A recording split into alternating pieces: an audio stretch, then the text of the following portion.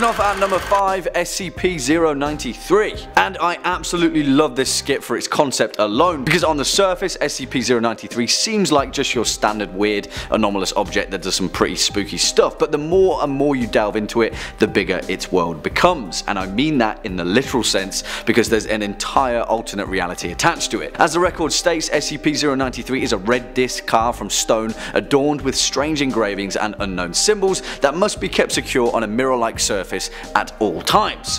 Why?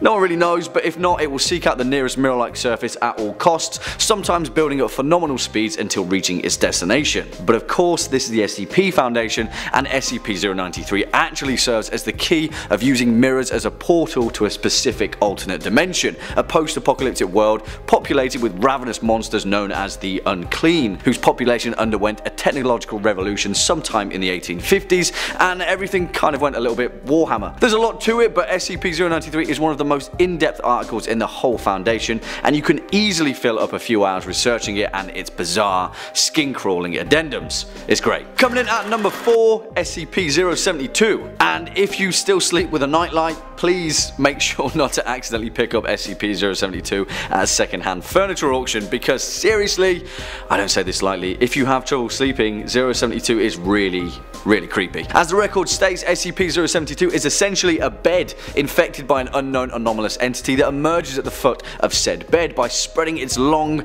sharp fingers across your feet while the subject is asleep. You know that fear you have when your foot comes out from underneath the covers?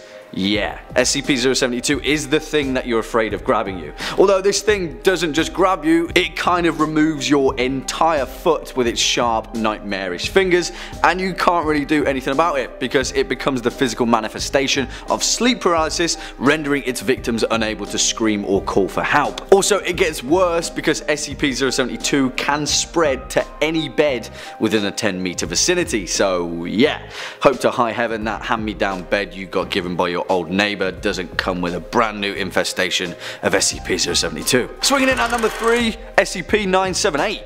aka the Polaroid, and one of the most depressing objects in the entirety of the SCP Foundation. Seriously, on the surface SCP-978 appears to be just an ordinary looking standard chrome and black Polaroid 1 instant camera, but of course it's far from ordinary because this is the SCP Foundation and it's the things that it produces that makes it anomalous. The Polaroid photographs. Whoever or whatever it takes a photo of, animals included, won't show the subject as appears in the real world, but will instead depict them somewhere else, doing something else, revealing what the subject most desires to do. If you point it at an otherwise happy person, it will show them enjoying life, partying with friends.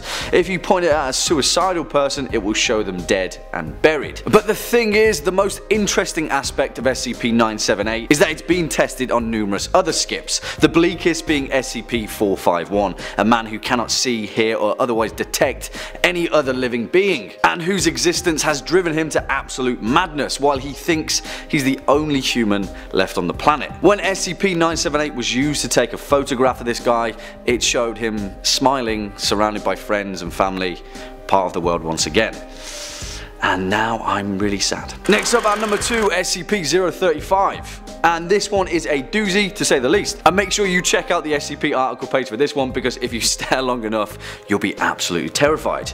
Don't worry, you'll understand, just take a look. SCP-035 appears to be a white porcelain comedy mask, although at times it will change to tragedy. You know, those iconic dramatic images dating all the way back to ancient Greek theatre that are pretty terrifying anyway, never mind being part of the SCP Foundation. When it changes, all existing visual records change with it, including photographs, video footage, even illustrations, automatically changing to reflect its new appearance. Doesn't sound too bad, right? Well, on top of that, a highly corrosive and degenerative liquid of unknown origin constantly seeps from the eye and mouth holes of the mask, and anything that comes into contact with the substance decays over a period of time. Oh, and also SCP-035 is sentient and an absolute mastermind at corrupting and controlling the human mind, often driving those in its nearby vicinity to madness and suicide at a staggering rate, compelling any humanoid figure around it to place the porcelain mask on their own face. For the most part, the Foundation has no idea whatsoever to do with SCP-035, and keeping it contained is proving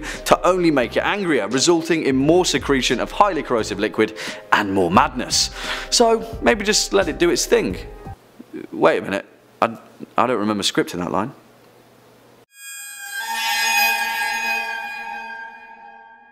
And finally, our number one spot, SCP-145, which is for all intents and purposes one of the most awesome and terrifying horror concepts going, and I'm not sure why no one has adapted it into a horror short film, because it's incredible. So aspiring horror writers, get in touch with the author of SCP-145 and let's get this ball rolling. SCP-145 essentially is a standard 2002 model cordless telephone handset of Alcatel brand on its standard issue charging base, although this phone, when it rings, is a very different conversation. When answered, a female voice speaks, showing high levels of stress varying from conversation to conversation, and in all instances expresses extreme panic, pleading with the listener for assistance as she describes instances of torture conducted on unknown victims. So far, recorded audio documentation of torture has included branding, electrocution, laceration, dismemberment, and some data expunged records too, which is never a good thing. Oh, one more important thing to note: unless the phone is answered under supervision, as in more than 2 people witnessing the call,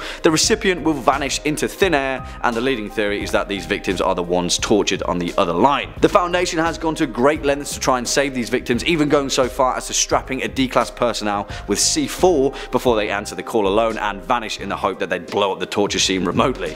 Didn't work, and the Foundation has just kind of given up, and they've stopped answering SCP-145's calls.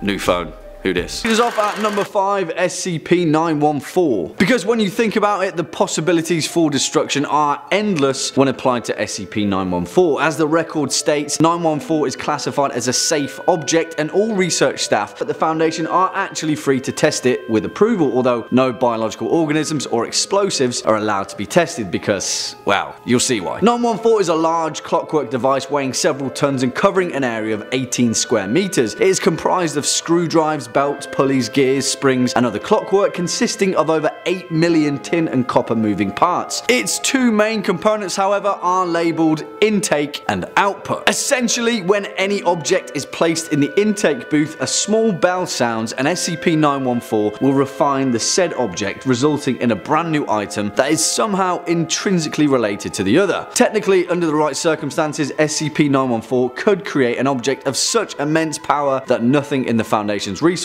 could combat it. Oh, and also it works on humans and biological matter, which can potentially end up creating terrifying humanoid entities hell-bent on destruction. What you put in it, you get out. Just like life, really. Coming in next at number 4, SCP-117, which actually is incredibly similar to SCP-914, although this one is a little bit more intuitive, shall we say. The item in question appears to be a regular multi-tool of unknown make and brand, found in an unknown location at the unspecified time in Florida, of all places. All the weird stuff seems to happen there. At first glance, only its normal tools are found, you know, the regular screwdriver, knife, can opener, but, and this is a very big but, if the user is faced with a task, regardless of what tool the subject intends to pull out and use, another tool perfectly fitted for the job will take its place. Seems awesome, right? But as the old adage goes, always be careful what you wish for. Just think about the implications of this object and you'll slowly get the picture of why it could potentially be so devastatingly powerful. If you walked up to a loose screw on a metal plate with SCP-117 in your hand, it'd reward you with a screwdriver, a piece of timber with proposed cut lines drawn, an electric saw which needs no outside power source, a dirty window, a nozzle that sprays a mixture of soap and water. Yet when you apply it to an unspeakably horrific criminal, it will produce a lethal injection. Essentially, it's the room of requirement from Harry Potter in its handy handheld form, except this one has its own sentient moral compass, and it seems that it doesn't always point north. Next up at number 3, SCP-882. And what if metal was sentient? What if gears and cogs had malign motivations to take over the planet? Well, yeah, a question answered by the strange and bizarre amalgamation of objects known as SCP-882. But the thing is, there is much more to this object than first meets the eye. SCP-882 is a large mass of random metallic objects welded together, and if any metallic object of any kind touches this entity, it will fuse with it and permanently become a part of it. On top of that, if it gains enough momentum to make noise, anyone nearby listening to it will seek to add more metal to it. And this is where it was found, in an isolated coastal community at the northeast of Banks Island. The nearby area was barren of all metal and metallic ore in a 1-mile radius, and after the object had awakened and enticed the nearby population to do its bidding, essentially forming a cult around it before they all mysteriously disappeared. SCP-882 only stopped due to it being partly submerged in seawater, causing it to rust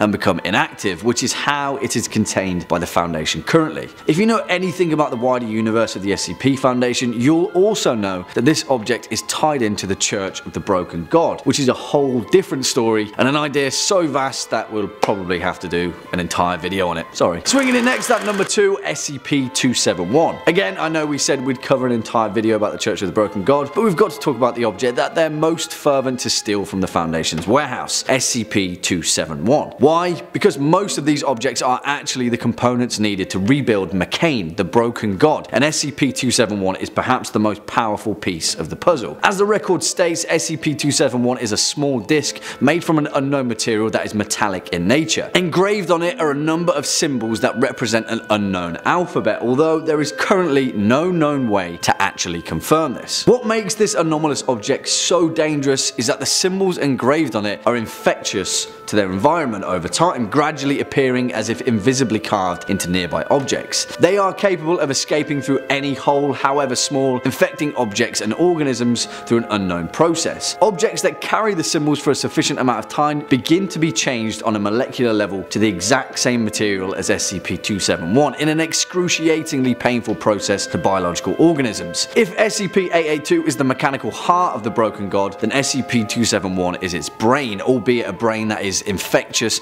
and capable of causing massive amounts of destruction given enough time. Spooky stuff. And finally, our number 1 spot, SCP-2700. And now we're getting into the big guns of the SCP Foundation, as in the actual big guns, the things that make other things go boom. Stock for stock, this is probably the most insanely powerful object in the entirety of the Foundation's possession. As the record states, SCP-2700 is a complex mechanical device believed to be a sophisticated directed energy weapon developed by the one, the only Serbian physicist and inventor, Nikola Tesla. Yes, as in the Nikola Tesla. On the surface, the Foundation portrays this object as merely an ingenious relic left over from the inventor's legacy. But in reality, SCP-2700 is a weapon of such immense power that it is believed if it's fired, the universe itself will cease to exist. Yeah, that's pretty serious stuff. It is thought that it's down to the third component of this device, SCP-2700 Omega, the weapon's energy source, which is a discrete energy phenomena that behaves inversely with regards to entropy. There's a lot of science to it, but in layman's terms, if you fire this weapon, the energy inside of it would spread in a chain reaction, converting the rest of the universe to its inverted entropic state. In even simpler terms, it would cause a reverse Big Bang, destroying all matter and potentially, hopefully, restart the universe. So yeah, I don't want to find out.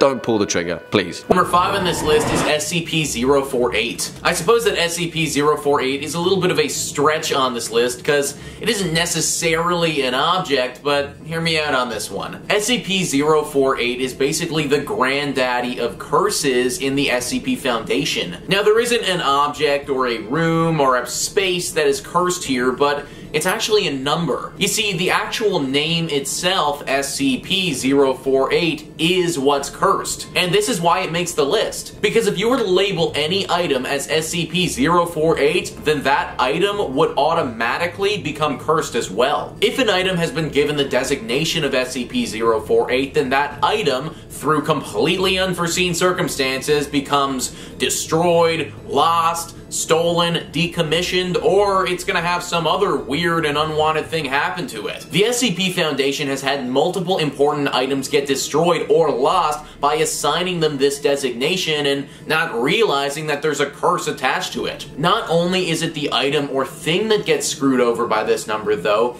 it's also the personnel assigned to this item. If the Foundation labels something as SCP-048 and you're the unlucky bugger who has to watch over that item, then there is a 50% chance you will either be killed, be maimed, or be fired. This will be through some freak accident that is completely out of your control. In fact, there was one SCP doctor, Dr. Cortez, who claimed that this was all a bunch of superstition. He called everyone out on it and demanded that an unrevealed item be assigned to SCP-048. Well, as it would turn out, that SCP item that he referred to had earlier in the day accidentally been thrown in the trash. It would also turn out that later in the day, Dr. Cortez would would have his arms horribly amputated in a freak break room blender accident. After this, the number was once again retired, and now no one has dared question its validity ever again. Number 4 on this list is SCP-093. SCP-093, even though it's an item, seems to really like what it looks like. The Foundation says SCP-093 is a primarily red disc covered from a red stone composite resembling cinnabar with circular engravings and unknown symbols carved at 0.5 centimeters depth around the entire object. Deeper cuts are present on SCP-093 with a depth of 1 to 1.5 centimeters. SCP-093 will change hue when held by a living individual. The colors taken by SCP-093 are still being researched to establish a link. Current beliefs holds that the changes depend upon regrets carried by the holder. If SCP-093 is removed from a mirror and not held by a person,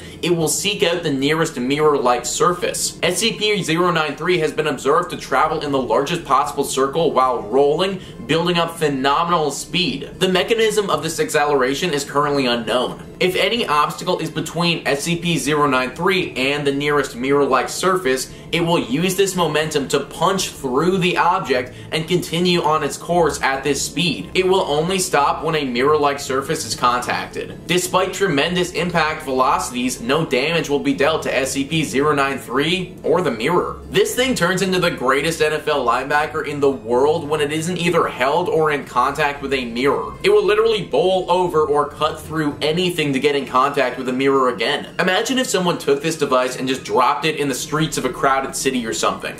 Boom. This thing flies across the street, cutting through civilians until it obliterates a car just so it can make contact with the side mirror. It's locked up right now with mirrors around it at all times for good reason. Number 3 on this list is SCP-117. SCP-117 is actually extremely useful. This item looks like a standard multi-tool device, like a standard Swiss Army knife sort of thing. The useful ability that it has is that it's actually capable of changing and morphing itself into the most useful tool it can be. So, what I mean by that is that if you have a job to do, like let's say you have to change a tire or something, well, SCP-117 will change itself into the perfect tool for you to get the job done. This obviously makes any handy person's life super easy and sounds like the best thing ever. Instead of having to lug around a toolbox and not even have the right tool for the job, you just need this one thing and it will do pretty much everything for you. There is, obviously, a catch though. The Foundation writes, after countless uses and testing with the SCP, it has been discovered to cause harm and possibly death to the user by means of absorbing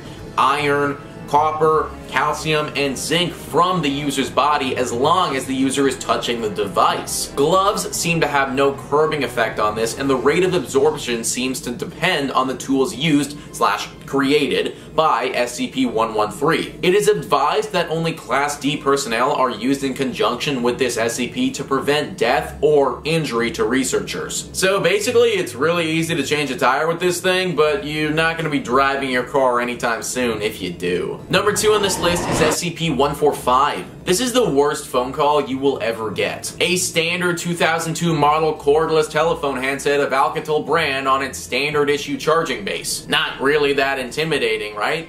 Well, think again. The phone will ring periodically. If you pick up this phone, then you'll hear the voice of a very distraught female on the other line.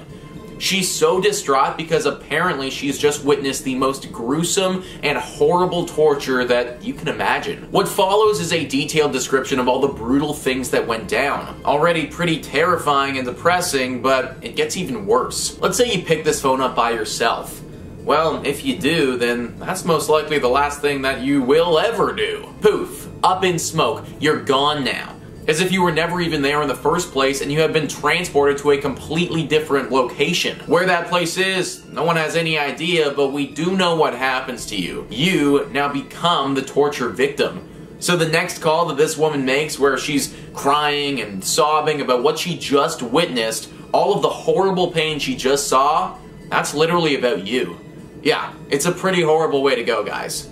Now, if you are with someone when you pick the phone up, this won't happen. You'll just hear the voice, but you won't get transported to the torture chamber. The Foundation has actually tried to stop this whole operation before, but it's never really worked. They had somebody strap a bunch of C4 to themselves and then pick up the call, then explode when they got to the destination in hopes of destroying the chamber. It didn't work though, and my dude just blew up for no reason. Now, these calls go unanswered, which, based on the circumstances, is pretty much the right thing to do. And finally, number 1 on this list is SCP-882. SCP-882 is the creepiest set of gears you will ever run into. It's a bunch of gears that are totally rusted over and don't look to be in the best shape. Now, this is actually a good thing for us because these gears will start to move and do things if they aren't completely coated in rust, so having this thing in seawater is very important. This isn't the scary curse about this thing though, it actually has some other unique properties that makes it very dangerous. The Foundation says any metal touching the object will become permanently affixed to it and over a period of a few days becomes a new part of the object. Organic material remains unaffected though. SCP-882 is extremely resilient with tensile strength and toughness above those of aircraft grade titanium alloy by weight, even though its composition appears to be a random alloy of iron, tin, gold, and other metals, some as of yet unidentified. Extreme focused heat must be applied over several hours to cut even a small portion free of the main assembly. Persons remaining in the vicinity of the object for prolonged periods have developed auditory hallucinations while near the object. Mainly the sound of grinding and clicking. The sound intensifies and is abated only by throwing metal into the object. Subjects in an advanced state of psychosis have thrown themselves into the object, resulting in almost instant death by crushing. The body is often drawn in and impossible to recover. An ever-growing body of metal that will trick my brain into ending my life. That's what this SCP is, and it is a big no thank you from this guy. Number 5 on this list is SCP-513. SCP-513 is a very rusty cowbell that cannot be cleaned off no matter how hard somebody tries. This cowbell is extremely dangerous and must be locked up and especially never rung. If this bell is rung, then all those within a 120-foot radius of this ring, they're in for some trouble. The second that you hear this ring, you will become cursed. You may not be aware that you're cursed at first because the early symptoms are simply anxiety and the feeling that someone's watching you, but that stage of the curse goes by fast because within an hour you're gonna start to catch glimpses of SCP-513-1. SCP-513-1 is a very tall and slender humanoid figure that's limbs are far too long for its body. It's kind of similar to Slenderman, but the length of its limbs make it a little bit more unsettling to look at. An hour after this ring, this creature is going to begin appearing. You may see it as you pass by a mirror or as you turn a corner. If you ever make direct eye contact with it, then it's going to vanish just as quickly as it appeared. This curse is going to stay with someone forever, and no one else is going to be able to help you or even see what you're going through. This causes those who are cursed to experience severe sleep deprivation and slowly lose their minds. Many victims will eventually take their own lives because they believe it's the only way out of this walking nightmare. Something that has this ability needs to get locked away forever. Ideally, it should even be destroyed, but considering we can't even get the rust off of it, I would assume it's probably impenetrable. If anyone with ill intentions got a hold of this bell and started ringing it in a crowded area like a city or a mall, then all hell would break loose. If it was up to me, then this thing is getting locked up in the deepest vault possible, and then we're throwing away the key. Number 4 on this list is SCP-572. SCP-572 is a sword. It's not the type of sword that you'd want to use though, because it honestly kind of sucks. The Foundation writes, the weapon is badly balanced for combat use, is made of substandard steel, and does not hold an effective combat edge. So really not the type of weapon that you'd want to take into a fight unless it was your last option. But it's that exact reason why its curse is so dangerous. The Foundation goes on to say, the weapon has the unusual psychotropic quality of convincing any person who holds it of its balance and cutting power, as well as conferring feelings of great strength and invincibility. Basically, if you hold this sword, you automatically start thinking that you're some type of sword god, when really you're just holding a long rusty butter knife. This overconfidence is said to lead people into performing very dangerous stunts with this sword. They'll try to cut a car in half as it's going full speed at them, try and slice a bullet in two as it's being shot at them, attempt to fight actual trained professionals with far more experience and way better weapons. As you can imagine, all of these things don't end very well for those who attempt them. Many people who end up with this sword either end up dying in some gruesome way from their own overconfidence, or at the very least get maimed horribly and barely survive. The worst part about this sword as well is that once you're holding onto it, you refuse to give it up. Kind of like the One Ring from Lord of the Rings, this sword is said to appeal to the holder's greed, and they just refuse to let it go. An item like this is simply too dangerous to be out in the world. It's just one big disaster waiting to happen. Lock it away and keep it there forever. Number 3 on this list is SCP-23071. SCP-23071 is definitely a weird one.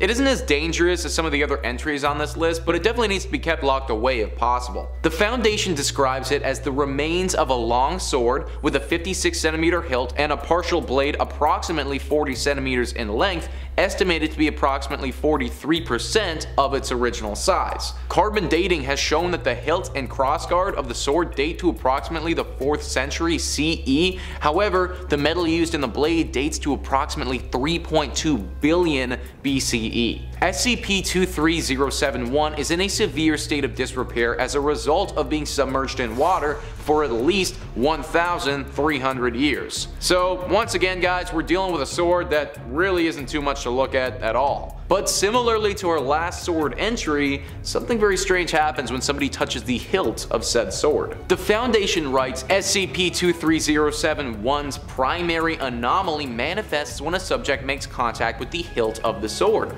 Following this, all records pertaining to the subject will gradually distort in a manner that reflects positively on the subject, giving wildly different accounts of their life over a period of time. It starts slow, but basically over the course of several years, everything that is known about you is going to change. Your birth certificate will be inaccurate, your bank statements will be wrong, your name is going to change. Every single thing that indicates who you are will have changed without you doing anything about it. When you die, your death certificate will be wrong as well. No one will have known who you were or what you did because your whole life story is going to be documented with a bunch of lies. Like I said, it's not the most dangerous on this list, but also something that we don't really need happening to people on the regular. Number 2 on this list is SCP-3008.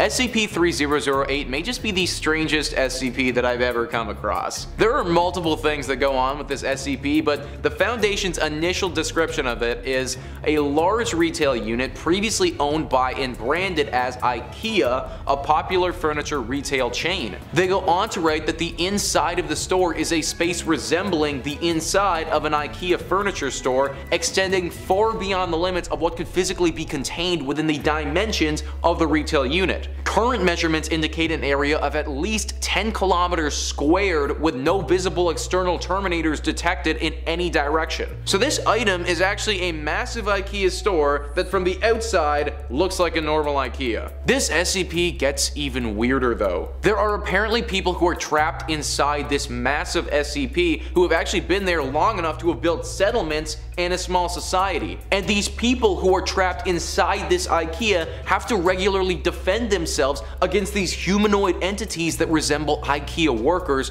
but have no facial features and become extremely violent at nighttime. I should also note that it's very difficult to leave the IKEA once you get trapped inside because the exits continually move around the store at unknown times. So if that's not the craziest SCP that you've ever heard of, then I actually don't know what is. But luckily for us, SCP-3008 is currently contained and it has to stay that way. We have no idea how many people are currently trapped inside this IKEA and how many have died in there. If this IKEA was ever not contained and it was just on the street, then one simple trip to go get a new bath curtain could completely change your life forever. Hopefully one day all of the people currently trapped in there can escape, but for now, we need to keep that thing locked up. Number 1 on this list is SCP-666. SCP-666 is a strange one because it's only very dangerous to some individuals. It's described by the Foundation as a medium-sized Tibetan yurt made of tied wooden branches and covered in yak leather. The interior ceiling is 2.44 meters high and the base of the yurt is 9.14 meters. The hut is circular in shape. The interior of the yurt has a dirt floor and appears to be as crude as the outside to the majority of observers. The branches that make up the yurt frame are wrapped in rabbit fur and tied with yak leather thongs. So basically we just have a standard yurt. For many people this yurt will cause no problems at all and one can stay in it as long as they like. However, if someone who has or has had a substance abuse problem goes into the yurt, then some very bad things will happen. SCP-6661 is an entity that is said to appear to those who've dealt with substance abuse problems. This entity will attempt to get that individual to give into their past vices and get them to once again take whatever substance they had a problem with. The person who's in the yurt also can't simply leave because the second they get in there, the whole environment changes to something else. If the person gives into this entity and does take said substance, then the entity gets very violent and often leads to that person's death. This whole thing is really scary and it's really wrong. It seems like this demon creature wants to incite chaos and cause harm to this select group of people. Currently, SCP-666 is contained, and similar to the IKEA, it has to stay that way. Number 5 on this list is SCP-028. SCP-028 is hard to describe because it doesn't have any distinguishable qualities to it. It's located directly in the center of an abandoned storage yard, so one could make an argument that the center pocket of air is the item in question, or that the entire storage yard is the problem. Either way, this thing definitely needs to get locked up forever. The Foundation writes, subjects entering SCP-028 are, within 3 to 6 seconds, struck by total and complete knowledge of a subject. This knowledge is thus far completely random in both size and usefulness, and sometimes goes unnoticed for extended periods of time. More profound knowledge generally has a stronger effect with some cases. This effect can be experienced multiple times by exiting and re-entering SCP-028, but can result in increasingly strong migraines and dizziness after 2 exposures. Now, you're probably thinking that this is freaking awesome and something that we should use to our advantage, but the problem is you don't get to decide what knowledge you attain. The Foundation did a few experiments with this thing and documented them. In one of those experiments, they say that the subject began to cry and went into a fetal position, showing signs of high distress. Unresponsive to questioning and outside stimulus for several days. Lapsed into catatonia shortly after stating that this is not life.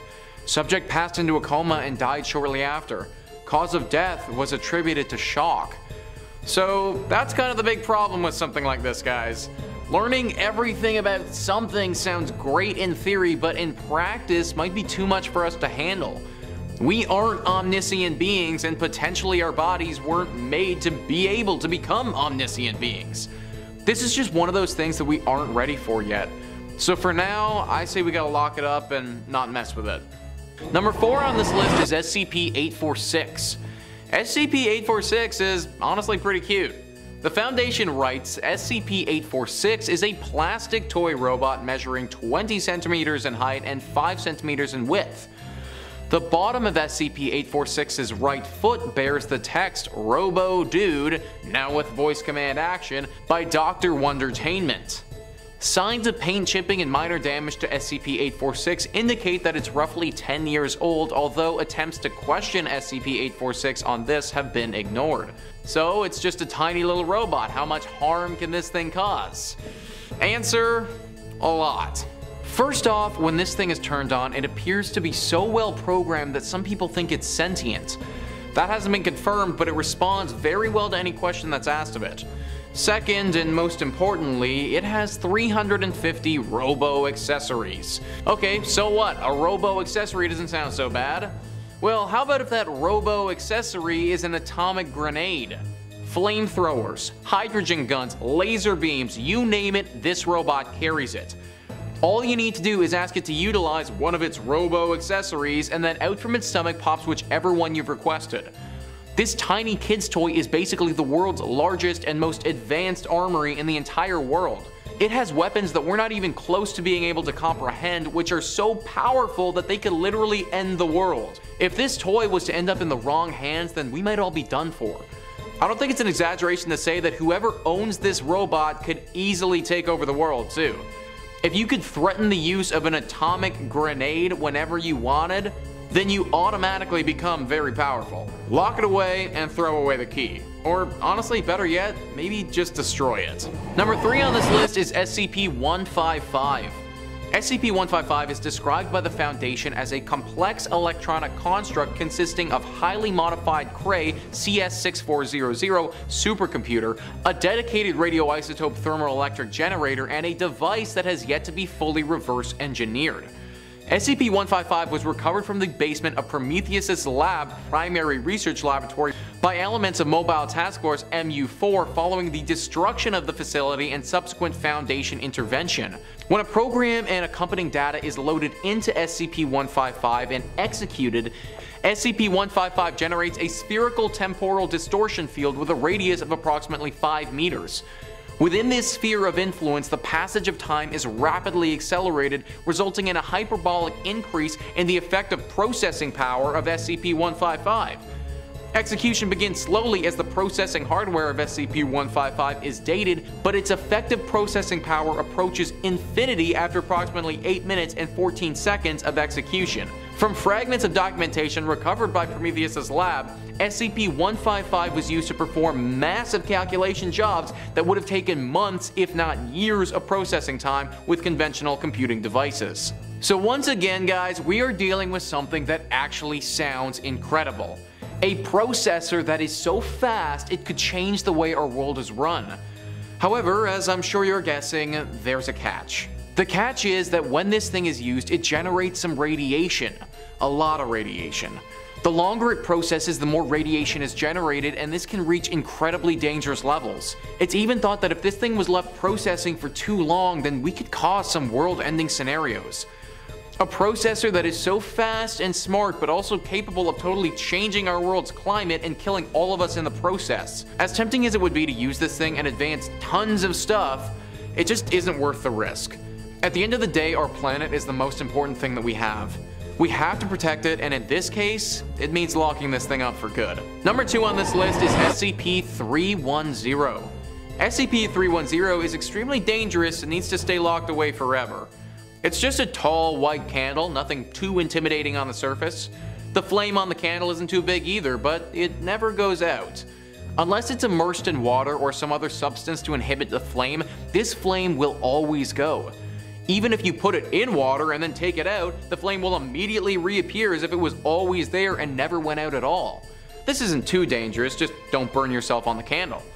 The problem is how this flame interacts with other flammable objects. The Foundation writes, any flammable or semi-flammable substance which comes into contact with SCP-310 becomes ignited with a slow-spreading fire. Unlike the flame of SCP-310, this fire cannot be extinguished by any known means other than exhausting its fuel supply.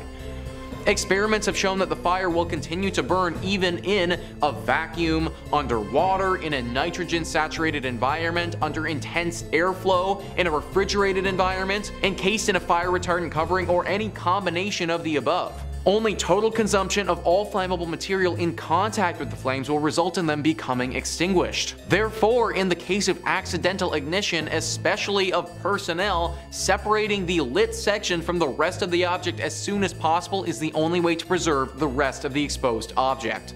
So that means that once something gets lit with this flame, it's not going to stop until it's completely destroyed.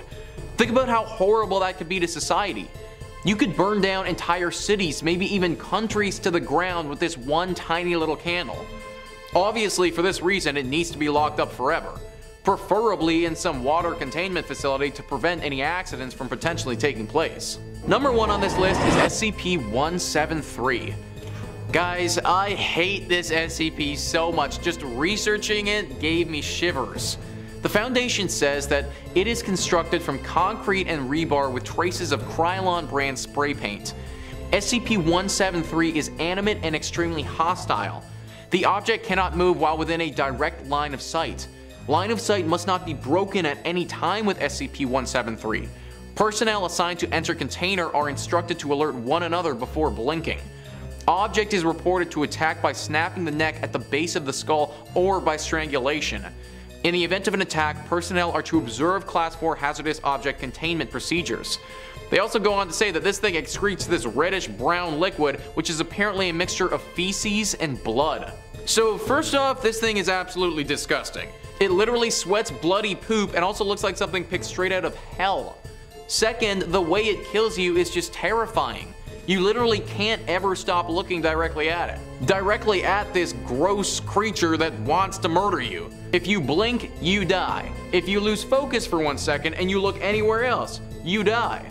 Honestly, I don't think that this thing needs to be locked up at all, it just needs to be flat out destroyed. If it was up to me, then I'd take SCP-310, the candle that we just talked about, and light this thing on fire so the only thing it can do is burn to death. There's no reason why we should keep this thing around. The only thing it's capable of doing is stinking up a room and killing people. Burn it with fire, and let's be done with it. Kicking off at number 5, Dren from Splice.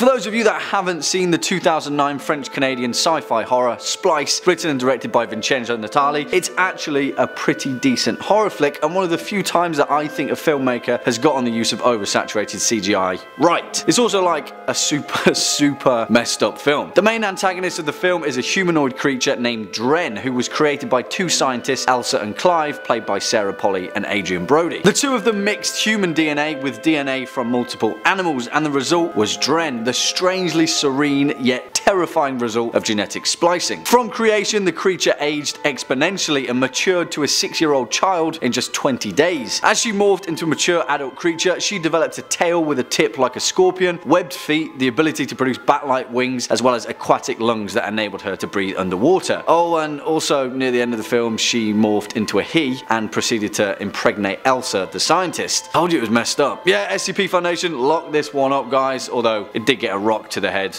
but still, lock it away. Swinging in at number 4, head crabs from Half-Life.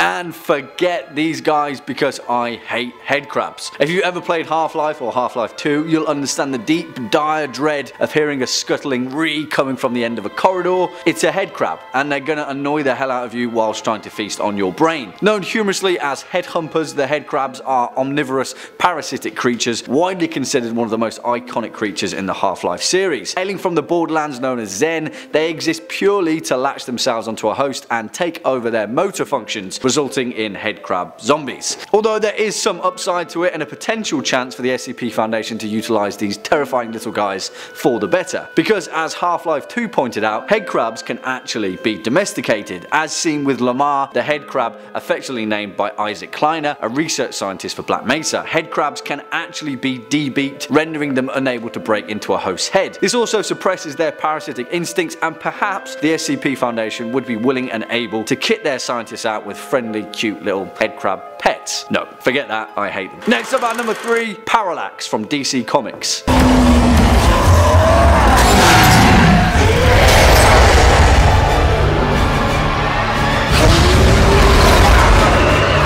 And some of the most powerful entities in the SCP Foundation would cower at this guy, which is why it's about high time that the O5 Council get their asses in gear and lock this guy away. Get to it. Parallax is a demonic parasitic entity dating back to the dawn of time. It is the living, sentient embodiment of fear, which travels from world to world, causing entire civilizations to destroy themselves out of paranoia. Yeah, you get the picture. Parallax would be right at home in the SCP Foundation. Through being the living embodiment of fear, Parallax is capable of generating and manipulating vast amounts of energy, which would probably be the first red flag for the SCP Foundation, and they'd more than likely be interested in containing and manipulating it into an infinite power source. Just a suggestion, if you're listening, guys. It can alter reality, it can manipulate time, it's the living entity of an emotional concept, and thus, for all intents and purposes, immortally undying. That's Parallax. Lock him up. Swinging in at number 2, the Upside Down from Stranger Things.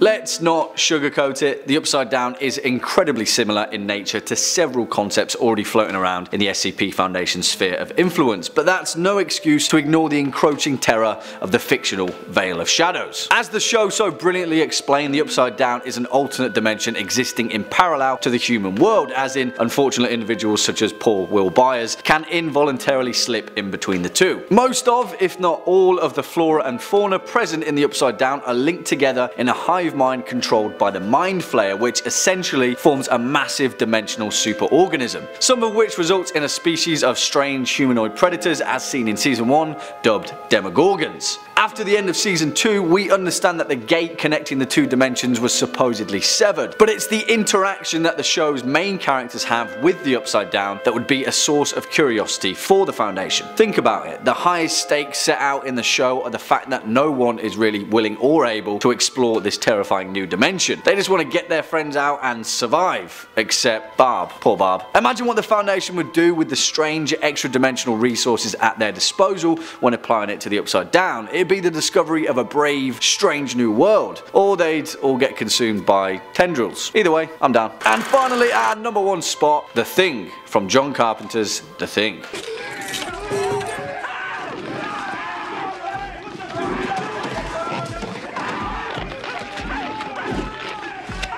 Which, as regular contributor to the Foundation Shaggy Dreadlocks claimed, was a potential project that he was already working on for his newest addition to the SCP archives. The Thing embodies everything that the SCP Foundation is about. Sound science, an alien life form, and a completely terrifying evolutionary concept, and it slots in perfectly right between the likes of SCP-2075 and SCP-610. The Thing is an extremely hostile, shape-shifting extraterrestrial organism that has the ability to assimilate other life forms in order to survive and spread itself. As the 1982 film alludes to, the original physical characteristics of the Thing are unknown, and it could have assimilated hundreds, if not thousands, of other species before it crashed on Earth. And that's definitely what would happen if it ever got loose, which is exactly why the Foundation would need to contain it. After the Thing has assimilated an organism, it is capable of imitating them exactly down to their memories, characteristics, and even mannerisms. When a part of the Thing becomes cut in two, both of those pieces become their own creatures and operate separately. It's a science fiction horror concept that continues to propagate its way across the genre, just like the amorphous, hostile alien life form that it is. And it'd be right at home, locked away in the SCP Foundation, safe and sound. Kicking off at number 5, the Jumanji board game.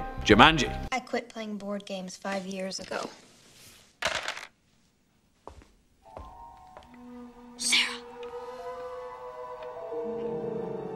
A game for those who seek to find a way to leave their world behind. Of course, this anomalous board game finds itself on our list because, in all reality, as soon as one kid mysteriously got sucked into its supernatural jungle and then later emerged as a bearded, bare-chested Robin Williams, RIP, the Foundation would be all over it like red ants on a honeyed up forehead. It was first introduced in the 1981 short story by Chris Van Allsburg and then later popularized in the fantastic 1995 film, and really I have nothing bad to say about Jumanji. It's insanely good. But let's not have that detract from the fact that when we boil it down, the concept of the Jumanji board game would have terrifying real-world implications. You roll a dice, your piece moves on the board, and then it manifests forward any number of horrifying creations that the jungle can spit out. Bats, plague-riddled mosquitoes, lions, man-eating vegetation, a stampede of rhinos, quicksand, crocodiles, or the evil hunter from the darkest wild, Van Pelt. Come on guys, it's got SCP Foundation stamped all over it. Oh, and also we can't forget its equally supernatural board game brother, Zathura, because anything that can summon a black hole with the roll of a dice kind of needs to be locked away. Next up at number 4, Sadako's videotape, Ringu.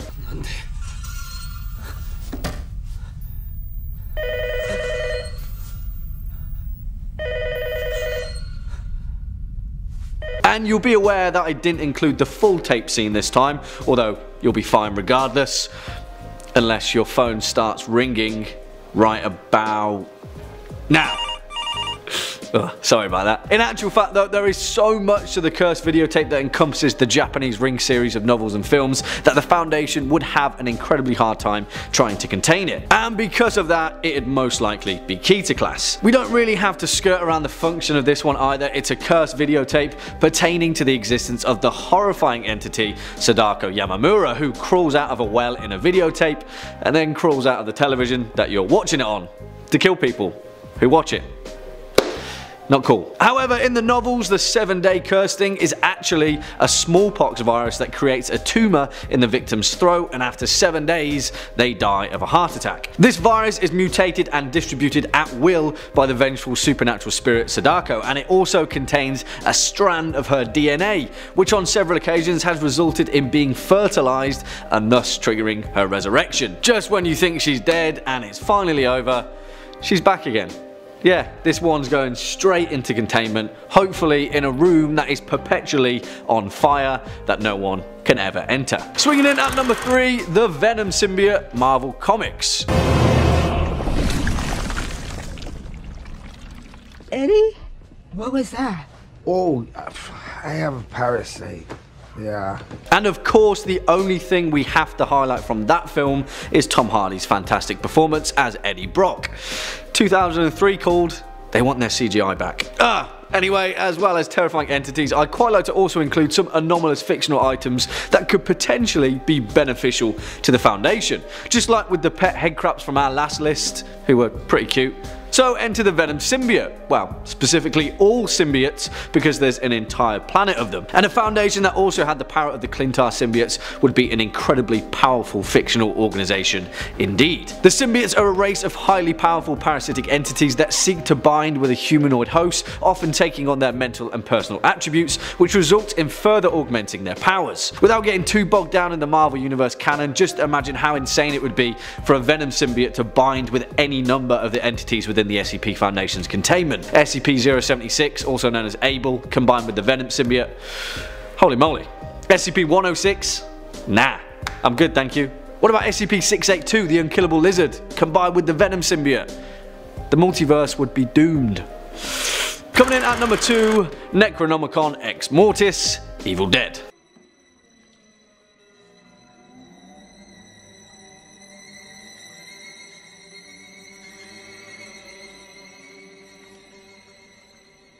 And yeah, of course, the titular villain of the Evil Dead franchise, our boy, the Book of the Dead, the Naturom Demonto, and this one oozes some classic evil eldritch entity that makes up the canonical bread and butter of the SCP Foundation. I mean, you only have to look at it to realise that a book made from the flesh of a literal demon face kind of spells bad business for the publishing industry. And that's before it's even started to summon forth the Kandarian demon and usher forward an army of darkness and deadites into the world. Supposedly written by one of the Dark Ones, which are essentially the Evil Dead version of Lovecraft's Great Old Ones, although they're kind of the same thing canonically. The Necronomicon has a bucket list worth of terrifying corporeal powers that could easily result in an XK level extinction event. Mainly, reciting any passages written throughout the book often results in some eldritch shenanigans that commonly wind up with a cabin full of demonically possessed dead teenagers. On top of that, you've got the power to literally tear apart the fabric of time and space,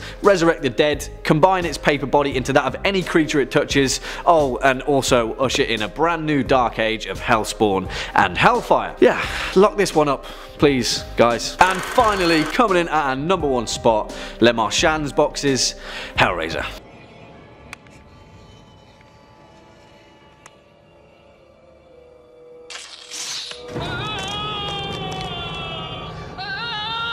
And I specifically say any of Lemarchand's puzzle boxes because all of them should be rounded up, locked away, shut in a big old chest with all of the keys dissolved in a vat of acid. But mainly the Layman configuration. Sorry guys, I'm just covering my due diligence. I don't want any Cenobites sniffing around again. Sorry, probably shouldn't have said that either. Anyway, as the events of Clive Barker's fantastic Hellraiser series outline, Lemarchand's puzzle boxes were created by Philip Lemarchand, a character from Barker's novella The Hellbound Heart, who was revealed to be a mass murderer who uses human fat and bone to construct his mysterious Cenobite summoning vessels. Although there are other boxes throughout the Hellraiser film series, as seen in both Hellraiser 2 and Hellraiser Hellworld, most of their powers are otherwise unknown. But as we all know, in the original Hellraiser, Kirsty Cotton uses the Layman configuration, stolen from her abusive father who had previously used it to deglove his entire body. Oh, and also it summons Cenobites, the demonic hosts that reign over hell, who are demons to some but angels to others. If I'm being honest, Pinhead and his Order of the Gash would more likely be a nuisance to the SCP Foundation, but the Layman configuration is a literal pager to hell. So yeah, of course, it makes the top spot. Getting off at number 5, Sutter Kane from In the Mouth of Madness. All done.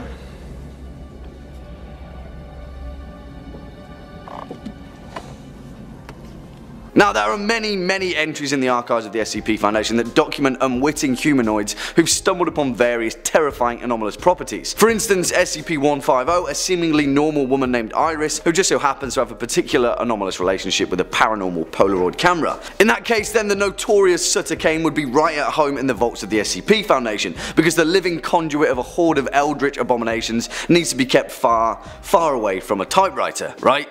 Yeah, I'm glad we're all on the same page. As it turns out, in the final events of John Carpenter's incredible apocalyptic trilogy, one of the most existentially terrifying figures in horror fiction was created. Sutter Kane, the final villain of the awesome Lovecraftian inspired film In the Mouth of Madness, a horror fiction writer that demonstrates the arcane ability to literally write reality itself. As the events of the film play out, it is slowly revealed that Sutter Kane has been keeping the eldritch cosmic void at bay by writing stories about them, but eventually his goal of reaching a godlike level of horror fiction finally comes to fruition, and his works literally take over the planet. Yeah, I don't think I need to say any more, really. The Foundation needs to lock this guy up and keep him far away from any writing utensils. Next up at number 4, the Laser Glass from Oculus. Hello again.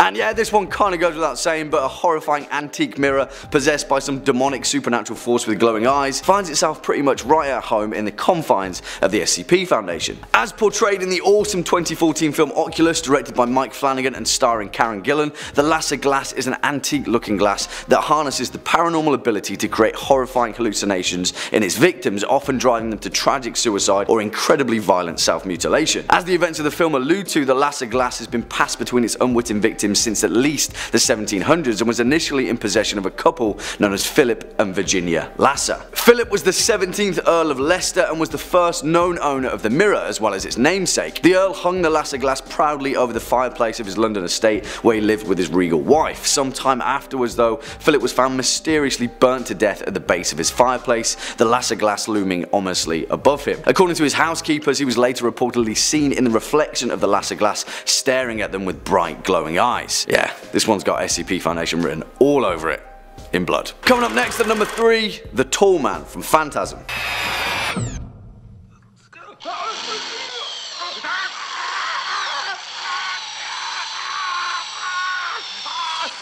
Yeah, and while we're on that point, we better stick the Sentinel Spheres in the Foundation too, as well as the Tall Man's entire Forsaken Planet. For those of you that haven't seen the resounding cult movie success 1979's Phantasm, written and directed by Don Coscarelli, give it a watch because you'll soon see exactly why we need to lock this guy up, as well as his silver brain-seeking Sentinel Spheres in some deep dark vault for the rest of eternity. When you really think about it, the Tall Man is typical SCP Foundation material. He always sticks to small, sleepy towns, never drawing too much attention to himself, churning away with his anomalous designs. So what's his deal? Well, it's believed that the Tall Man was once a doctor named Jebediah Morningside, a man that lived in the time of the American Civil War that began a series of experiments to bridge the realms of the living and the dead. Well, he managed to stumble upon an interdimensional gateway, and when he returned, he was possessed by an intelligence from another cosmic realm, and his only goal now is to use the dead on Earth as fuel for his alien overlordship. Now, he travels from town to town, setting up funeral homes, digging up the recently buried as he goes, in an effort to create a galactic army of the dead that travels through time and space. Yeah, I guess he'd be buddies with SCP-049, I guess. Next up at our number 2 spot, the Shimmer from Annihilation. What is it? I don't know.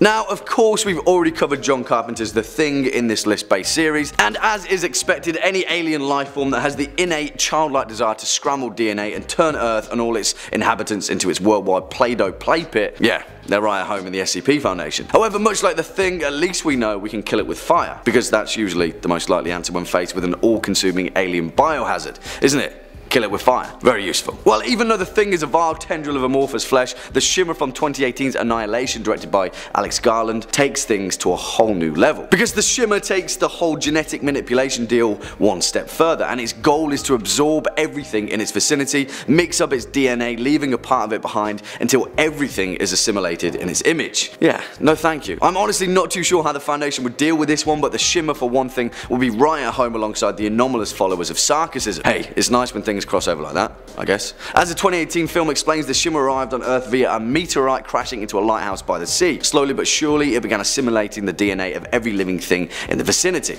And then eventually, we ended up with the horrifying DNA bear demon thing. Yeah. Lock that one away. And finally, coming in at our #1 spot, Silent Hill Maine from Silent Hill.